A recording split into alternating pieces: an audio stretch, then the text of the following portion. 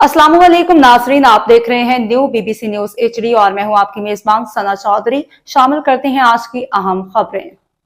खबर शामिल करते हैं जिला सांगड़ से हमारे न्यू बीबीसी न्यूज के रिपोर्टर अहमद खान की रिपोर्ट के मुताबिक सांगड़ के इलाके नजरत गर्ल्स हाई स्कूल के गेट के सामने फायरिंग, जख्मी होने की इत्तला नहीं।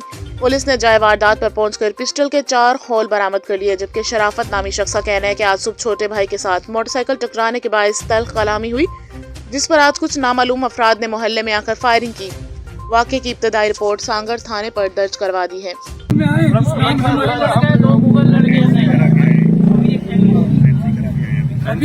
मैं अभी एनसी करा के आया हूँ थाने पे। अच्छा। सूबेदार को बोल के आया कि हमारे साथ ये मसला हुआ सर, चले। उसने सूबेदार को फोन किया कि पुलिस के मोबाइल पे, उससे पहले ये लोग पहुँच गए और कार्रवाई करो।